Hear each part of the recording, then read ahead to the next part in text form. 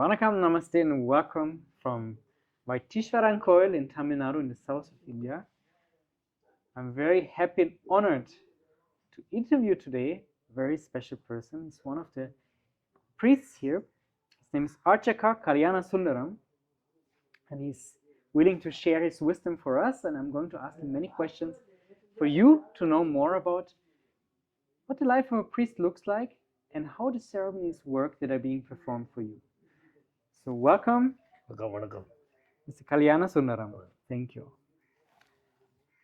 First question I'm very curious is, how did you actually become a priest? And how did your training look like that brought you into this very special profession? தமிழ்ல சொல்லிடலாமா அப்படியே? ஹரஹர நம பார்வதி பததே ஹரஹர மகாதேவா. தென்னாட்டுடைய சிவனே போற்றி, எந்நாட்டவருக்கும் இறைவா போற்றி. காவாய் தரக கண்ணனே போற்றி, கைலை மலஜானே போற்றி போற்றி. ருத்ராட்சம் மன்னிகஸ்தம் முடுபதி சகிதம் பஸ்மோர் தூளிதாங்கம் உல்லாசம் பத்மபீடம் உதபகநயனம் ஊர்தகங்காதரேசம் ஓம்காரம் மூலமந்திரம் முனிஜனசகிதம் வேதசாரம் சிவாக்ஞௌ வந்தே கைலாசநாதம் சகலசுரகுரும் தட்சிணாமூர்த்திமீடே. குருபிரம்மா குருர்விஷ்ணு குருர்தேவோ மகேஸ்வரः குரு சாட்சாத் பரபிரம்மா தஸ்மை ஸ்ரீ குரவே நமः. எல்லாம் வல்ல எம்பெருமானுடைய தனிப்பெரும் கருணையினாலும் பரமேஸ்வரனுடைய ஒரு பரிபூர்ணமான அனுகிரகத்தோடும் ஆதிசைவ சிவாச்சாரர் என்று சொல்லக்கூடிய வர்க்கத்திலே எங்களுக்கெல்லாம் குருவாக இருக்கக்கூடிய சுந்தரமூர்த்தி சுவாமியினுடைய ஒரு பரிபூர்ணமான அனுகிரகத்தோடும் இந்த மயிலாடுதுறை மாவட்டம் மங்கநல்லூர் என்று சொல்லக்கூடிய மக நட்சத்திரத்திற்கு உரிய ஒரு ஸ்தலமாக இருக்கக்கூடிய ஸ்ரீ மங்கள பரமேஸ்வரி அம்பிகா சமேத மங்கள பரமேஸ்வரர் ஆலயத்தினுடைய அர்ச்சகராக கடந்த 15 ஆண்டுகளாக நித்திய பூஜை செய்து கொண்டிருக்கக்கூடிய பாரம்பரிய வழியிலே வரக்கூடிய நடராஜ சிவாச்சாரியார் அவர்களுடைய புதல்வர் என்னுடைய தகப்பனார் நாகமணி சிவாச்சாரியார், நாகமணி சிவாச்சாரியார் அவர்களுடைய புதல்வர் சிவாகம ரத்னம் அகோர சிவம் என்று பிள்ளையார்பட்டி வேத சிவாகம பாடசாலையிலே 5 ஆண்டுகள் பயின்று சிவாகம ரத்னம் என்று சொல்லக்கூடிய தீட்சை சர்டிஃபிகேட் அனைத்தையும் பெற்று கல்யாணந்தர சிவாச்சாரியர் என்று சொல்லக்கூடிய ராமதேயத்தோடு எழுந்துருளி நித்திய பூஜையை மிக சிறப்பாக செய்து கொண்டிருக்கிறோம்.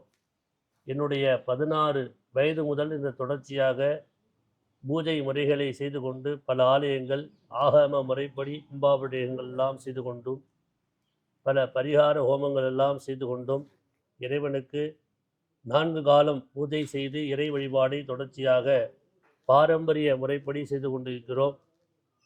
அது மட்டுமல்லாது பரிகார ஹோமங்கள் என்று சொல்லக்கூடிய ஆயுஷ்ய ஹோமம், சஷ்டியப்த பூர்த்தி, பீமரத சாந்தி, சதாபிஷேகம், கனகாபிஷேகம், பூர்ணாபிஷேகம் என்று சொல்லக்கூடிய ஏனைய விசேஷ பூஜை வைபவங்கள் எல்லாம் செய்து கொண்டு வருகிறோம். மிகவும் ஆர்வத்துடனும் ஆத்மார்த்தத்துடனும் இந்த இறை பூஜையை நாங்கள் அனைவரும் செய்து கொண்டிருக்கிறோம். லோகத்தில் இருக்கக்கூடிய அனைவரும் க்ஷேமமாக இருக்க வேண்டி இந்த பூஜை வழிபாட்டினை செய்து கொண்டிருக்கிறோம். சர்வே ஜனாக சுகினோ பவந்து என்று சொல்லக்கூடிய அனைத்து விதமானதொரு ஜீவராசிகளும் நன்மையாக இருக்க வேண்டும் என்று பிரார்த்தனை செய்து தினமும் ஆதிசிவ சிவாச்சாரியார்கள் அந்த நாளை தொடங்கி சந்தியாவந்தனம் என்று சொல்லக்கூடிய ஒரு சிவாச்சாரியாருக்குரிய பிராமணனுக்குரிய தகுதியாக சந்தியாவந்தனம், திரிகால சந்தியாவந்தனம் என்று சொல்லக்கூடிய 3 கால சந்தியாவந்தன பூஜையை செய்து ஆத்மார்த்த சிவபூஜை வழிபாடுகள் எல்லாம் செய்து நித்தியபடி ஆலயத்திலே பூஜைகள் எல்லாம் செய்வித்து லோகங்கள் க்ஷேமமாக இருக்க வேண்டி பிரார்த்தனை செய்து வழிபாடு செய்து கொண்டிருக்கிறோம். என அன்பர்கள் அனைவருக்கும் எல்லா விதமானதொரு சௌபாக்கியங்களும் கிடைக்க வேண்டும் என்று இறைவனை பிரார்த்தனை செய்து கொள்கிறோம். நம பார்வதி பததே ஹரஹர மகாதேவா. தென்னாட்டுடைய சிவனே போற்றி. Thank you for sharing that.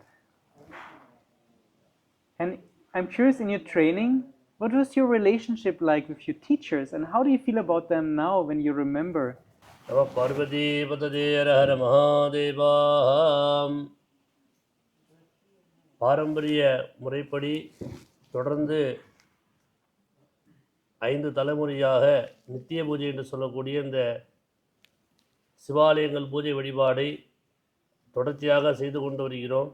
நாங்கள் எல்லாம் ஆதிசிவ சிவாச்சாரியர்கள் அனைவரும் அங்கங்கே இருக்கக்கூடிய பாடசாலையிலே 5 வருடம் வேத ஆகமம் முறையாக பயின்று பாடசாலையிலே 5 வருடம் பயின்று முறையாக மாணவர்களுக்குரிய தீட்சை 5 வருடம் பண்ணதற்காக பட்டம் என்று சொல்லக்கூடிய சிவாகமரத்னம் என்று சொல்லக்கூடிய பட்டங்கள் இவைகளெல்லாம் பெற்று பல ஆலயங்கள் கும்பாபிஷேகம் ஹோமங்கள் இவைகளெல்லாம் செய்து பல ஊர்கள் பல கிராமங்கள் பல அந்நிய தேசம் என்று சொல்லக்கூடிய வெளிநாடுகள் போன்ற அனைத்து விதமான ஊர்களிலும் இந்த கும்பாபிஷேகம் ஹோமங்கள் போன்ற நிகழ்வுகளை செய்து கொண்டு வருகிறோம். எங்களுடைய குழந்தைகளும் இதே ஆகம முறைப்படி பயின்று 5 ஆண்டுகள் தொடர்ச்சியாக இந்த இறை வழிபாட்டை தொடர்ச்சியாக செய்வதற்கு அவர்களும் முன்னோடியாக வந்திருக்கிறார்கள். அவர்களும் இந்த பாடசாலையிலே பயின்று ஆகம முறைப்படி அனைத்து விதமானதொரு வேத மந்திரங்களையும் கற்றுக்கொண்டு தொடர்ச்சியாக பாரம்பரியமாக இந்த பூஜை முறைகளை செய்ய அவர்களும் தயாராக வருகிறார்கள். அனைத்து விதமான ஆதிசிவ சிவாச்சாரியர் பெருமகனார்களும் தன்னுடைய குழந்தைகளை இந்த ஆகம முறைப்படி பயின்று இந்த ஆலயத்தினுடைய ஆகம முறைகள் மாறாமல் இருப்பதற்காக பாரம்பரிய முறைப்படியே பூஜைகள் நடக்க வேண்டும் என்பதற்காக எத்தனை விதமானதொரு பட்டங்கள் படிப்புகள் இருந்தாலும் இந்த இறை சம்பந்தப்பட்ட இந்த வழிபாடு மற்றும் ஆத்மார்த்தமாகவும் மிகவும் ஒரு பரிபூர்ணமான ஒரு ஆத்மார்த்தத்தோடு இறைவனுக்கு பூஜை செய்வதற்காக இந்த சிவாச்சாரியார்கள் இறைவனுடைய ஒரு படைப்பாக பிறந்திருக்கிறார்கள். சுவாமியினுடைய நெருங்கிய நண்பராக இருக்கக்கூடிய சுந்தரமூர்த்தி சுவாமி என்று சொல்லக்கூடிய அவர்களுடைய வழி வகையில் இருக்கக்கூடிய இந்த ஆதிசிவ சிவாச்சாரிய பெருமகனார்கள் இறை தொண்டு செய்வதற்காகவே படைக்கப்பட்டு மேன்மேலும் பலவிதமானதொரு ஆலயங்கள் நித்திய பூஜைகளை செய்து கொண்டு வருகிறார்கள். அவர்களுடைய புதல்வர்களும் தொடர்ச்சியாக இந்த பூஜை வழிபாட்டு முறையை செய்து கொண்டு வருகிறார்கள். உலக க்ஷேமத்திற்காகவே இந்த சிவாச்சாரிய பெருமகள் எந்த விதமானதொரு எதிர்பார்ப்பும் இன்றி இந்த பூஜை முறைகளை செய்து கொண்டு வருகிறார்கள் என்பதை தெரிவித்துக் கொள்கிறோம். And in your daily life as a priest, can you explain us a little bit more? How does it look like? What do you usually do? What is your main work? சிவாச்சாரிய பெருமகனார்கள் எல்லாம் தினமுமே அதிகாலை 4:30 மணி அளவிலே எழுந்து ஒரு பிராமணன் சிவாச்சாரியாருக்குரிய நித்திய அனுஷ்டானம் என்று சொல்லக்கூடிய 3 விதமான வேலையிலே அதை செய்ய வேண்டும். காலையிலே உஷகாலம் என்று சொல்லக்கூடிய 6:30 மணி அளவிலே அந்த சந்தியாவந்தனம் என்று சொல்லக்கூடிய காயத்ரி மந்திரத்தை ஜபிக்க வேண்டும் முதலாவதாக. அதற்கப்புறம் ஆலயத்திலே சென்று நித்திய பூஜை என்று சொல்லக்கூடிய உஷகாலம் காலசந்தி உச்சிகாலம் என்று சொல்லக்கூடிய காலை வேளையிலே இருக்கக்கூடிய பூஜை வழிபாடுகளானது சரியாக 12:30 மணி அளவிலே நிறைவு செய்து மாத்தியான்ய கால சந்தியாவந்தனம் என்று சொல்லக்கூடிய சிவாச்சாரிய பெருமகனார்கள் அந்த மாத்தியான்ய காலத்திலும் அந்த சந்தியாவந்தனத்தை செய்வித்து தொடர்ச்சியாக பூஜை முறைகள் எல்லாம் இறைவனுக்கு செய்துவிட்டு மாலை 5 மணி அளவிலே தொடர்ச்சியாக 3வது சந்தியாவந்தனத்துடைய திரிகால சந்தியாவந்தனுடைய பூர்த்தியாக அந்த காயத்ரி மந்திரத்தையும் ஜபித்து சாயரட்சை பூஜை என்று சொல்லக்கூடிய 5:30 மணி அளவிலே இறைவனுக்கு சாயரட்சை பூஜை, 2ஆம் காலம் 7:30 மணி அளவிலே அந்த இறைவனுக்கு பூஜை வழிபாடுகள் நிறைவாக அர்த்தஜாமம் என்று சொல்லக்கூடிய 8:30 மணி அளவிலே இறைவனுக்கு அர்த்தஜாம பூஜை வழிபாடானது செய்வித்து சிவாச்சாரிய பெருமகனார்கள் தன்னுடைய நித்திய பூஜனை இறைவனோடு கலந்து செய்து கொண்டிருக்கிறார்கள். இது மனதுக்கு மிகவும் பிடித்தமாகவும் ஆத்மார்த்தமாகவும் சிவாச்சாரிய பெருமகனார்கள் செய்து கொண்டு வருகிறார்கள் என்பதை இந்த நேரத்திலே தெரிவித்துக் கொள்கிறோம். In some religions, priests cannot marry, but they are supposed to be sannyasins.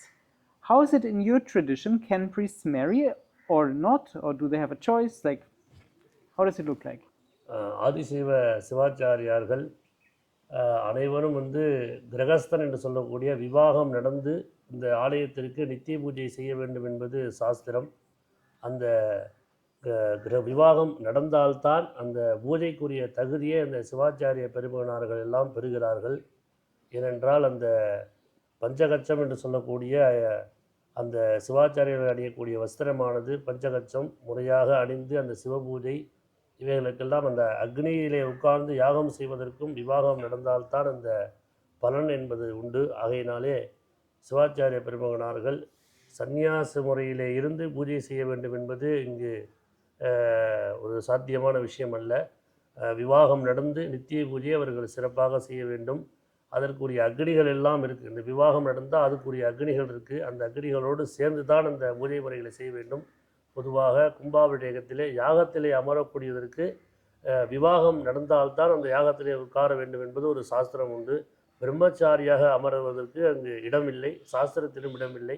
அதனால் விவாகம் ஆன ஒரு கிரகஸ்தர்கள் தான் அந்த பூஜை முறைகளை செய்ய வேண்டும் என்பது இறைவனுடைய கோட்பாடு. அந்த அக்னிகளும் அதுபோல் தான் சொல்லியிருக்கின்றன. அதனாலே பொதுவாக சிவபூஜை அந்த யாகத்தில் உட்காரக்கூடிய தகுதி விவாகம் நடந்து தம்பதியாகத்தான் அந்த செய்ய வேண்டும் என்பதெல்லாம் வழிபாடுகள் இருக்கின்றன. ஆகையினாலே ஆகம முறைப்படி இங்கே சிவாச்சாரிய பெருமனார்கள் அதுபோல் வழிபாடு செய்து கொண்டு வருகிறார்கள்.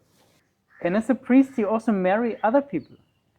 Can you please explain us a little bit, like how does marriage, the spiritual marriage process, look like in the Vedic tradition, and what is happening exactly, both practically but also energetically, in that moment of marriage?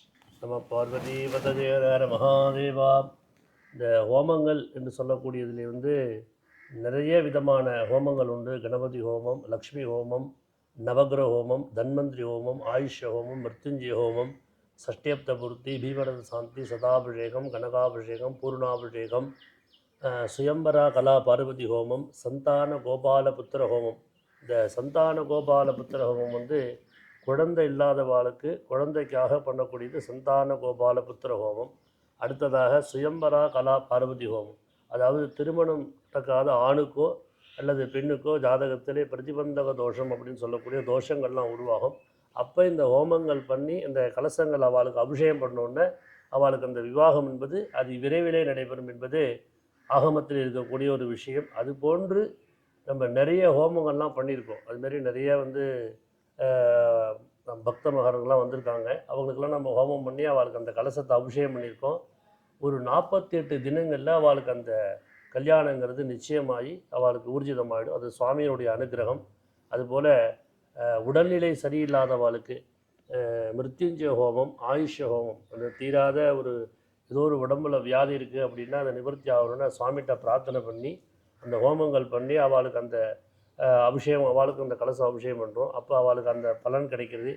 இது நாங்கள் எப்படி இந்த ஹோமத்தை நம்ம உணர்றோம் அப்படின்னா அதை பண்ணும் பொழுதே இந்த சுவாமி நமக்கு அந்த அனுகிரகத்தை நமக்கு கண்டிப்பாக கொடுப்பார். ஏன்னா மந்திரங்கள் ஒவ்வொன்றுத்துக்கும் ஒரு வைப்ரேஷன் உண்டு அப்படிங்கிறது ஒரு பொதுவான கருத்து. அதை சொல்லும் பொழுதே நம்ம அந்த கலசத்தில் சுவாமி ஆவாகனம் பண்ணுறோம். எப்படிலாம் நம்ம அந்த ஆவாகனம் பண்ணுறோம் அப்படின்னா ஒரு நூல் சுற்றுறோம் அப்படின்னா அது நம்மளுடைய நரம்பாக தான் அந்த கலசத்தில் உள்ள நூலை பாவிக்கிறோம். அதுக்கப்புறம் ஜலத்தை நம்ம ரத்தமாக பாவிக்கிறோம், தேங்காயை முகமாக பாவிக்கிறோம், மாவிலை கொத்து தேங்காயில் முகமாக பாவிக்கிறோம். அதுக்கப்புறம் அந்த சுவாமிக்கு உயிர் ஊட்டுறோம். அந்த உயிர் எப்படி உள்ளே போய் சேருது அப்படின்னா தர்பையின் மூலமாகவும் அந்த ஜலத்தின் மூலமாகவும் சேருது. ஏன்னா தர்பைக்கு அது பிரம்மனால் உருவாக்கப்பட்ட ஒரு விஷயம். தர்பை இல்லாத காரியம் நம்ம செய்யக்கூடாது. பிரகாரம் பாபநாசம் சியாத் திகாரஸ்ய மலத்திரயம் திரிகாரகா கரும சுத்தியர்த்தம் பவித்திரசித லட்சணம். ஒரு ஹோமத்தில் நம்ம உட்காரோம் அப்படின்னா பவித்திரம்னு சொல்லக்கூடிய தர்பையினால் செய்யக்கூடிய பவித்திரத்தை போட்டுன்னு தான் ஹோமம் பண்ணணும். அந்த ஹோமம் பண்ணுறது பரிபூர்ணமான பவித்திரம்னாலே அது எல்லா விதமான காரியமும் நல்ல விதமாக முடியுது அப்படிங்கிறதுக்கு தான் ஒரு அர்த்தம். அந்த விதமான தர்பையின் மூலியமாக அந்த கலசத்தில் சொல்லக்கூடிய மந்திரங்கள் போய் கலசத்தில் எழுந்தருளி ஒரு அருள் சக்தியை கொடுக்குது. அதுக்கப்புறம் தான் ஒரு இறைவனுக்குரிய பொருளை போய் சேர்க்கக்கூடிய சக்தி அக்னி பகவானுக்கு உண்டு. அக்னிக்கு 2 விதமான மனைவிகள் உண்டு. ஸ்வாஹா ஸ்வதா அப்படின்னு 2 விதமான மனைவிகள். அதில் இறைவனுக்கு உரிய பொருட்களை போய் சேர்க்கக்கூடியது ஸ்வாகாங்கிற சக்தி. நம்ம சொல்லக்கூடிய இந்த ஹோம ஜாமான்கள் திரவியங்கள்னு சொல்லக்கூடிய நாட்டு விதமான பொருள்கள், நவதானியம், பழ வர்க்கங்கள், அஷ்டவர்க்கம், நிறைய பக்ஷணங்கள் இதெல்லாம் ஹோமம் பண்ணுறோம். அது சுவாமிக்கு எப்படி போய் சேருது அப்படின்னா ஸ்வாகான்னு சொல்லும் பொழுது தான் அர்ப்பணிக்கிறேன் அப்படின்னு பொருள். நம்ம பண்ணக்கூடிய இந்த மந்திரங்கள், இந்த யாகங்கள் எல்லாமே இறைவனுக்கு பரிபூர்ணமாக போய் சேரணும் அப்படிங்கிறதுக்காக அந்த அக்னியில் போய் நம்ம போடுறோம். அந்த அக்னியில் போடக்கூடிய பொருள் எப்படி இறைவனுக்கு போய் பரிபூர்ணமாக சேர்ந்து எல்லாம் நலிவடையுதோ அதுமாரி நமக்கும் எந்த விதமான கஷ்டங்கள் இருந்தாலும் அது நிவர்த்தியாகி அவளுக்கு அந்த காரியங்கள் சிறப்பாக முடியறதுக்கு தான் இந்த ஹோமங்கள்லாம் பண்ணுறோம். இறைவனுக்குரிய பொருட்களை சேர்க்கக்கூடியது இந்த அக்னி பகவான் தான். அக்னி யாகம் வளர்த்து அதுக்காக தான் எல்லாம் செய்கிறோம். அதுமாரி நிறைய விதமான யாகங்கள் உண்டு. செய்யக்கூடிய யாகங்கள் அனைத்தும் இறைவனுக்கு சேரக்கூடிய தகுதி அந்த ஆதிசிவ சிவாச்சாரியார் மூலமாக அந்த யாகங்கள் நடைபெற்று அவளுக்கு எல்லா விதமானதொரு அனுகிரகங்களும் கிடைத்து கொண்டிருக்கிறது. இதுபோல் நிறைய அன்பர்கள் எல்லா விதமான காரியங்களும் அவளுக்கு நடக்குது. இப்போ குழந்தை இல்லாதவா, ஒரு உத்தியோகம் கிடைக்கணும், ஒரு வேலை கிடைக்கணும் அப்படின்னா அந்த வேலைக்குரிய ஹோமங்கள் இருக்குது. அந்த தீராத வியாதிக்கு ஒரு ஹோமம் உண்டு, கல்யாணம் நடக்காததுக்கு ஒரு ஹோமம் உண்டு. இதெல்லாம் சுவாமி வந்து வழி வழியாக நம்ம பண்ணிட்டு இருக்கோம். இதுபோல் நிறைய ஹோமங்கள்லாம் ஒரு 60ஆம் கல்யாணம்னா இந்த ஹோமம் பண்ணணும், இத்தனை கலசம் வைக்கணும், 70ஆம் கல்யாணம்னா இத்தனை ஹோமங்கள் பண்ணணும், இத்தனை கலசம் வைக்கணும், 80ஆம் கல்யாணம் பொதுவாக 80ஆம் கல்யாணம் அப்படின்னு கேட்டிங்கன்னா சகசர சந்திர தரிசனம்னு பேர். 1000 பிறைகளை கண்டவாள் தான் வந்து சதாபிஷேகம் அப்படின்னு சொல்லுவோம். சதாபிஷேகம் எப்படி பண்ணுறோம்னா 1000 பிறைகள் கண்டவாளை தான் நம்ம சதாபிஷேகம் பரமேஸ்வரனுக்கு ஈடாவாள் வந்து சொல்கிறது. அதனால் அவள்கிட்ட போய் நம்ம ஆசீர்வாதம் வாங்கிக்கிறோம். அந்த மாதிரிலாம் வந்து ஒரு பூஜை முறைகள் நிறைய இருக்குது. பூர்ணாபிஷேகம் 100 வயது தொட்டவுடனே தான் அந்த பூர்ணாபிஷேகம் அப்படின்னு சொல்லக்கூடிய ஹோமங்கள் பண்ணணும். அதாவது சதமானம் பவதி சதாயத்புருட சதேந்திரிய ஆயுஷ் ஷெபேந்திரியே பிரதிதிட்டதி அப்படின்னு சொல்லக்கூடிய 100 வயது வரைக்கும் அவள் வாழணும் அப்படிங்கிறதுக்காக அந்த கடைசியாக 100 வயது தொட்டோடனே பூர்ணாபிஷேகம் பண்ணுறோம். மேலும் சுவாமி தேக ஆரோக்கியம் கொடுக்கணுங்கிறதுக்காக இதை பண்ணுறோம். இந்த ஹோமங்கள் பண்ண பண்ண பண்ண நமக்கு எல்லா விதமான நன்மைகளும் கொடுத்துட்டுருக்கார். அதனால தான் அனைத்து விதமான ஒரு ஆலயங்களிலும் இந்த ஹோமங்களானது நடைபெற்று கொண்டிருக்கிறது. அனைவருமே இந்த யாகத்திலே கலந்து கொண்டு இறைவனை பிரார்த்தனை செய்து கொள்ளுமாறு கேட்டுக்கொள்கிறேன். Thank you. Here's a yantra. Could you please explain us about the yantra puja, how it works, and why it has such a strong effect to clear karma? நம பார்வதி பததே ஹர மகாதேவா. பொதுவாக வந்து இந்த எந்திரம் வந்து எப்படின்னு கேட்டிங்கன்னா, கர்ப்ப கிரகத்தில் ஒரு ஆலயத்துக்கு சுவாமிக்கு அடியில் இந்த கும்பாபிஷேக நேரத்தில் 12 ஆண்டுக்கு ஒரு முறை இந்த எந்திரத்தை மாற்றுவோம். இந்த எந்திரம் வந்து என்னென்னு கேட்டிங்கன்னா செப்பால் முதல்ல செய்ய வேண்டும். அந்த செப்பால் செய்யக்கூடிய எந்திரத்துக்கு தான் மந்திர சக்தியை வாங்கக்கூடிய ஒரு சக்தி உண்டு. பொதுவாக ஆலயத்தில் அதிகமாக பயன்படுத்துறது தங்கம் வெள்ளி எதுவாக இருந்தாலும் அதை விட ரொம்ப முக்கியமாக பயன்படுத்துறது செப்பு தான். செப்பில் வந்து எந்தெந்த இறைவன் என்னென்ன நமக்கு பரிகாரங்கள் சொல்லியிருக்கோ, இல்லை என்னென்ன ஹோமங்கள் பண்ணுறோமோ, இல்லை ஒரு ஆலயத்தில் வைக்கக்கூடிய இறைவன் என்னென்ன சுவாமியோ அந்த சுவாமியினுடைய மூல மந்திரத்தை இதை வந்து எழுதுகிறோம். நாங்கள் வந்து எழுதி செப்பு தகடால் தான் எழுதுவோம். குறைச்சலாக ஒரு 48 தினங்கள் இதை ஒரு மண்டலம் பூஜை செய்து அதுக்கப்புறம் ஒரு எஜமானர்களுக்கு வீட்டில் வச்சு பூஜை பண்ணுறதுக்கு கொடுக்கறதுக்கோ, இல்லைன்னா ஒரு ஆலயத்தில் வைக்கிறதுக்கோ, அந்த கும்பாபிஷேக நேரத்திலோ இல்லை பரிகாரம் பண்ணக்கூடிய ஹோம அவாளுக்கோ ஒரு 48 தினங்கள் பூஜை செய்து அதற்குரிய டெய்லி வந்து அந்த மூல மந்திரங்கள் அந்த சுவாமிக்கு சொல்லி பால் அபிஷேகம் பண்ணி சந்தனம் குங்குமம் புஷ்பம் தூபம் தீபம் நைவேத்தியம் இதையெல்லாம் பண்ணி அதுக்கப்புறம் வந்து சுவாமிகிட்ட அந்த மந்திரத்தை சொல்லி நாங்கள் அந்த சக்தியை வந்து ஒரு 48 தினங்கள் அந்த அருள் சக்தியை உண்டு பண்ண செய்து அதுக்கப்புறம் வந்து கோயில் கும்பாபிஷேகமாக இருந்தாலும் சரி, ஒரு பரிகார ஹோமங்கள் பண்ணக்கூடிய எஜமானர்கள் இருந்தாலும் அவளுக்கு இதை நாங்கள் கொடுப்போம். இதனால் என்ன ஒரு கிடைக்குதுன்னா, நினைத்த காரியங்கள் அவள் இதை வச்சுட்டு இருக்கும்பொழுது ஒரு வியாபார ஸ்தலமாக இருந்தாலும் சரி, ஒரு கடைகளாக இருந்தாலும் அந்த கடைகளில் கொண்டு போய் இந்த கொடுக்கக்கூடிய தகடை வச்சு டெய்லி ஒரு பூ சாத்தி வணங்கிட்டு வந்தால் அந்த வியாபாரம் நல்லாயிருக்கும். ஒரு தொழில் ஸ்தானம், ஒரு வியாதி இதுவாக இருந்தாலும் இதை பண்ணினோம்னா நமக்கு எல்லா விதமானதொரு நன்மைகளும் கண்டிப்பாக கிடைக்கும். அதனால் அந்த எந்திரத்துக்கு அவ்வளோ பெரிய ஒரு சக்தி உண்டு. பெரும்பாலும் இதை வந்து செப்புல தான் நம்ம அதிகமாக பயன்படுத்தணும். And the yantra pujas are usually performed for a special period of 48 days, 96 days, 108 days. Please explain what is a mandala, which is usually 48 days. Okay. Thank you. பொதுவாக வந்து 48 நாட்கள் அப்படின்னு எதுக்காக சொல்கிறோன்னா, நமக்கு ஒரு பொதுவான ஒரு பலன் கிடைக்கணும் அப்படின்னா 3 பிறைகளை பார்த்தா தான் வந்து நமக்கு பலன் கிடைக்கும்.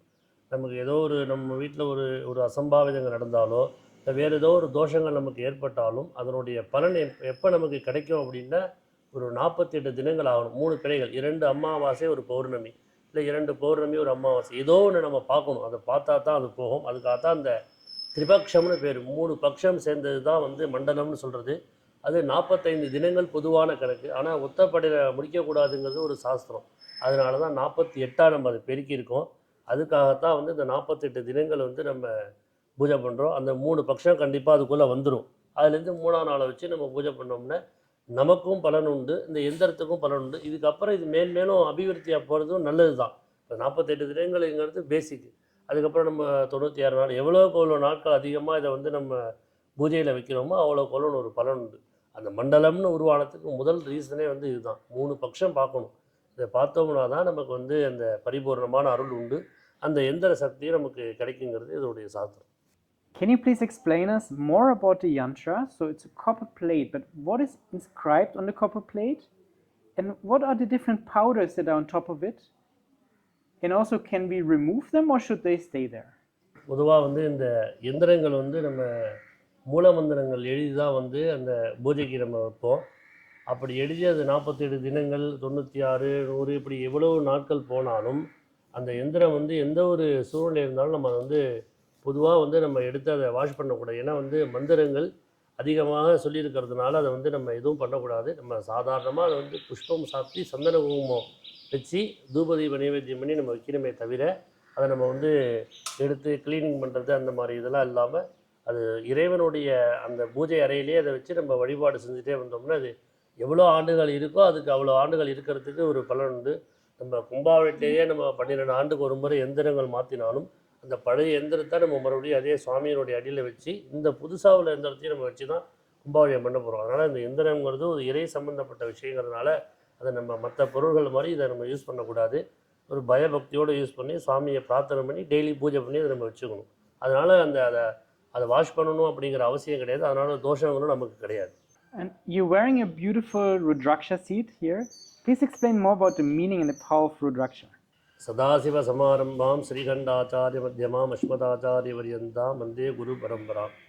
இந்த ருத்ராட்சம் விபூதி இதெல்லாம் வந்து சிவபெருமானால் அருளை செய்யப்பட்டது. இந்த விபூதி வந்து நம்ம டெய்லி எதுக்கு நம்ம இடுறோம் அப்படின்னா இதுக்கப்புறம் உலகத்தில் வேறு எதுவுமே கிடையாது. இந்த நம்ம விபூதி இடுறோன்னா நமக்கு ஒரு மரணம்னு ஒன்று ஜனனி ஜென்ம சௌக்கியானாம் மர்தினி குலசம்பதாம் பதவி பூர்வ புண்ணியானாம் லிக்கியதே ஜென்ம பத்திரிகா.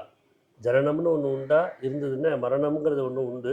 அதுக்கு இடையில் நம்ம இருக்கக்கூடிய இந்த வாழ்க்கையில் நம்ம எல்லா விதமான சுக துக்கங்களையெல்லாம் அணிவகுத்து இறைவனுடைய வழிபாட்டில் பரிபூரணமாக இருக்கணும். நமக்கு கடைசியாக வந்து இந்த பஸ்மம் தான். இந்த எப்படி நம்ம விபூதி வந்து எடுறோமோ அதனுடைய வாழ்க்கை தான் நமக்கு அந்த மாதிரி தான் போகும். அதனால் இறை சம்பந்தப்பட்ட விஷயங்கள் நம்ம தொடர்ச்சியாக செஞ்சுட்டு நல்ல விதமான எண்ணங்கள் அந்த அணியணுறதுனால அந்த விபூதி வந்து எப்படி தயாரிக்கிறாங்கன்னா இயற்கை முறையில் தான் தயாரிக்கிறாங்க.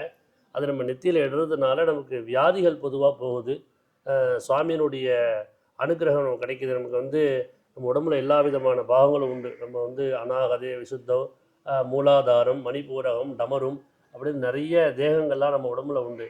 இந்த விபூதியெலாம் நம்ம இந்த கையில் மார்பில் இங்கெல்லாம் நம்ம இடும்பொழுது நமக்கு இருக்கக்கூடிய வியாதிகள் அப்படியே கொஞ்சம் கொஞ்சமாக குறையும். நமக்கு எதுவும் வியாதிகள் வந்து அதிகமாக நம்மளை ஈர்ப்பு சக்தி கொள்ளாது. அப்புறம் வந்து இந்த ருத்ராட்சம் வந்து சிவபெருமான் சம்மந்தப்பட்ட ஒரு இதை வந்து 1 முகம் 2 முகம் 5 முகம் இப்படி நிறைய முகங்கள்லாம் கொண்டு இருக்குது. அதை நம்ம அணியும் பொழுது சிவபெருமானுடைய அருள் நமக்கு கிடைக்கிது. ஏன்னா சிவன் சம்மந்தப்பட்ட ஒரு விஷயம் இது. அதனால் வந்து நம்ம இதை சாப்பிடும் பொழுது மாமிசங்கள்லாம் எதுவும் சாப்பிடாமல் ருத்ராட்சம் போட்டு இறை வழிபாடு செய்யணும். அப்போ தான் நமக்கு அதனுடைய பலன்கள் கிடைக்கும். அதனால் வந்து இந்த ருத்ராட்சம் இந்த விபூதி இதெல்லாம் அணியறதுனால இறை நம்பிக்கை நமக்கு இறைவனுடைய அனுகிரகம் ரொம்ப அதிகமாக கிடைக்கும். அந்த சுவாமிகிட்ட போய் நம்ம அந்த சொல்லக்கூடிய ஒரு மந்திரங்களோ இல்லை தேவாரம் திருவாசம் எதுவாக இருந்தாலும் அது வந்து நமக்கு சுவாமிகிட்ட போய் சேரத்துக்கு இந்த மாதிரி நம்ம ஒரு கோட்பாடோடு போனோம்னா இறைவன் நமக்கு கண்டிப்பாக வந்து எல்லாமே செய்வார். மனமது செம்மையானால் மந்திரம் ஜபிக்க தேவையில்லை அப்படிங்கிற மாதிரி அந்த மனம் எப்பொழுது செம்மையாகும்னா இந்த மாதிரி நம்ம ஒரு ருத்ராட்சம் அந்த விபூதி இந்த ஒரு காவி வஸ்திரம் இந்த இறை சம்பந்தப்பட்ட அந்த ஒரு முழுமையாக போகும்பொழுது நமக்கு எல்லாமே கிடைக்கும் அப்படிங்கிறது ஒரு விஷயமா இருக்குது. I often see priests wearing white or orange. Today you're wearing red. Is there a meaning of the different colors that you're wearing? இந்த வஸ்திரம் வந்து எப்படின்னு கேட்டிங்கன்னா சூரியன் நவகிரகம்னு சொல்லக்கூடியதில் வந்து முதலாவதாக இருக்கக்கூடிய தெய்வம் வந்து சூரியன். சூரியனுக்குரிய வஸ்திரம் வந்து சிகப்பு. அடுத்ததாக அங்காரகன். அங்காரகனுக்குள்ள அதாவது செவ்வாய்னு சொல்லுவோம் அதுக்குள்ள வஸ்திரமும் வந்து சிகப்பு. அடுத்ததாக சந்திரன் சோமன்னு சொல்லக்கூடிய சோமனுக்கு வந்து வெள்ளை நிற வஸ்திரம். அடுத்ததாக புதனுக்குரிய வஸ்திரம் வந்து பார்த்திங்கன்னா பச்சை. அதுக்கப்புறம் குரு பகவான் வியாழ பகவானுக்குரிய வஸ்திரம் வந்து மஞ்சள். அடுத்ததாக சுக்கிரனுக்குரிய வஸ்திரம் வந்து வெள்ளை. அதுக்கப்புறம் வந்து சனீஸ்வரனுக்குரிய வஸ்திரம் வந்து கருப்பு. அதுக்கப்புறம் வந்து ராகுக்குள்ள வஸ்திரம் வந்து நீலம். அதுக்கப்புறம் கேது நவகிரகத்தில் நிறைவாக இருக்கக்கூடிய தெய்வம் வந்து கேது பகவான். கேது பகவானுக்கு வந்து எல்லா விதமான கலர்களும் சேர்ந்த வஸ்திரம் வந்து கேது பகவானுக்கு சாத்தணும். அதனால் இந்த வஸ்திரங்கள்லாம் இதுமாரி சாத்திட்டு வர்றதுனால, சிகப்பு வஸ்திரம் பொதுவாக கட்டிட்டு வர்றதுனால என்ன பலன்னா, இதுமாரி ஹோமம் சம்மந்தப்பட்ட விஷயத்தை கட்டிட்டு வந்தோம்னா அந்த அக்னி அப்படி சம்மந்தப்பட்ட விஷயங்கிறதால அந்த காரியம் நமக்கு வெற்றி அடையும். அதனால் இந்த மாதிரி வஸ்திரங்கள் சிவாச்சாரியார்கள் வந்து கட்டிட்டு வராங்க. பொதுவாக சண்டி ஹோமம்னு ஒரு ஹோமம் உண்டு. அது மிகப்பெரிய ஒரு ஹோமம். துர்கா லக்ஷ்மி சரஸ்வதி சம்மந்தப்பட்ட ஒரு மிகப்பெரிய யாகம். அந்த யாகத்துக்கு மஞ்சள் கலர் வஸ்திரம் பண்ணிட்டு வந்து ஹோமம் பண்ணோம்னா அவ்வளோ பலன் உண்டு. அதனால் இந்த வஸ்திரத்துக்கும் இந்த ஹோமத்துக்குமே ஒரு சம்மந்தம் உண்டு. அதனால் இந்த பரிகார ஹோமங்கள்லாம் பண்ணும்பொழுது இந்த வஸ்திரம் கட்டணுங்கிற ஒரு சாஸ்திரங்களும் உண்டு. Thank you. And to close, may I ask you for a blessing for all of our viewers, for all of our audience, and for myself as well. नभो नभो भवति जायमानोन्नाहं केतुर्षडामेतग्रेः भाहं देवेभ्यो विददा ध्यायन् प्रचन्द्रमाः स्थिरति दीर्घमाजुः रोचनो रोचमानः स्वभनः स्वभमान कल्याणः अङ्गं करे पुलः भूषणमाश्रयन्ति भृङ्गाङ्गनैव मुकुलाभरणन्तमालम् अङ्गीकृताकिलिविभूषितमाङ्गलीला माङ्गल्यदास्तु मम मङ्गलदेवताजाः अस्माकमारिडामोहीरमोगीरककारिभिः सतं दीव सुखी भव दुःखी भव श्रीवर्चः समाजिष्यमारोग्य मा विधाक्षोभमानं महीयते धान्यं धनं पशुं भोगपुत्रलाभं सदहं मत्सरं दीर्घमायुः. நிகழ்ச்சியை கண்டுகளிக்கக்கூடிய அனைத்து விதமான அன்பர்களும் நோய் நொடி இல்லாமல் பல ஆண்டு காலம் வாழ வேண்டும் என்று சொல்லி பிரார்த்தனை செய்து இறைவனுடைய பரிபூர்ணமான அனுகிரகம் எல்லோருக்கும் கிடைக்க வேண்டும் என்று பிரார்த்தனை செய்து விடைபெறுகிறோம். நம Parvati பததே Hara Hara Mahadeva. Nandri, thank you.